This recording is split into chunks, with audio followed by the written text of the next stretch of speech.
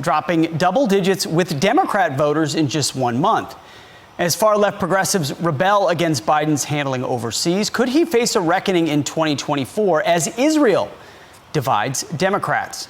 Our voter panel joins us now with reaction. We've got Republican voter, former chairman of the GW College Republicans, and former president of GW for Israel, Ezra Meyer. We've got Air Force veteran and former Democrat and Republican voter Lydia Dominguez, and Democrat voter Jamil Jackson. Thank you all for being here this morning. Ezra, let me start with you. I mean, the things happening at GW, the things happening around Hamas and Israel have been front and center, and it's reflected now in polls where there is a big core of the Democrat Party that wishes Joe wouldn't support Israel. How much of an impact does that have, Ezra? Yeah, well, good morning, Pete. And I think this is kind of a macrocosm that's reflective of what we're seeing on college campuses and what we've been seeing over the past 5 or 10 years. I think now is not the time for Biden to waver in his support for Israel just to pander to the fringe far left to score cheap political points. Look, I'm an American, yet this is deeply personal for me. I have family in Israel. My big sister, who was supposed to start a master's program in Tel Aviv last week, was called to the IDF reserves and sent to southern Israel. I have 2 friends who were at that music festival, and when chaos ensued, they split and went in opposite directions, and one ended up speaking at the funeral of the other one, a funeral of a 24-year-old girl, a funeral that I had to attend on Zoom for my friend.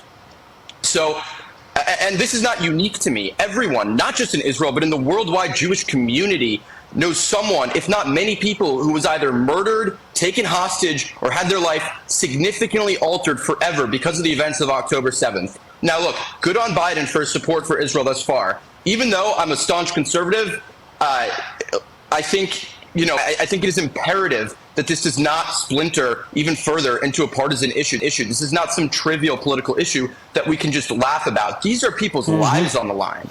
And Lydia, Joe Biden has shown support for the most part for Israel, yet his poll numbers inside his own party have gone down at the same time, which is pretty indicative of where a lot of Democrats are right now.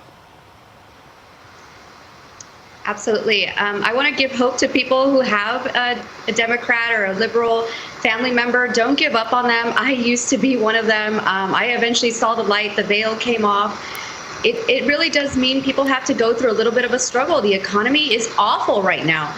People are struggling. They're having to get 2 jobs just to survive. It's not okay. People are depressed. They're angry and they're broke. It's not fun anymore, and it's not a cool thing to just keep destroying the economy over and over, just over these political antics. No doubt.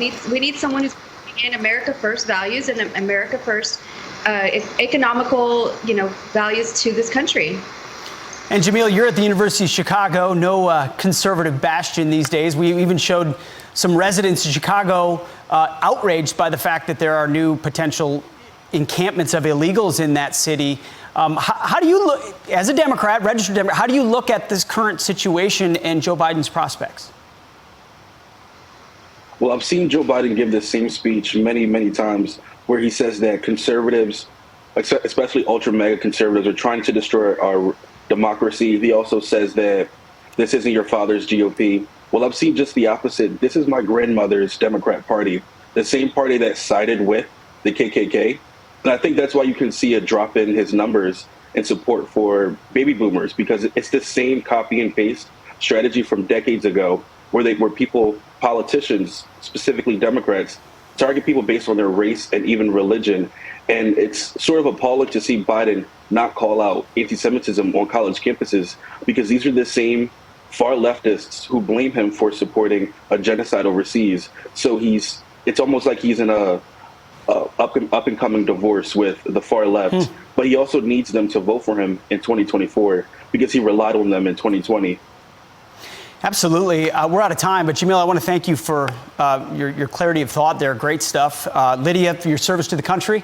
We appreciate your Air Force veteran, and Ezra, our thoughts are with your sister. God bless you. That personal connection there.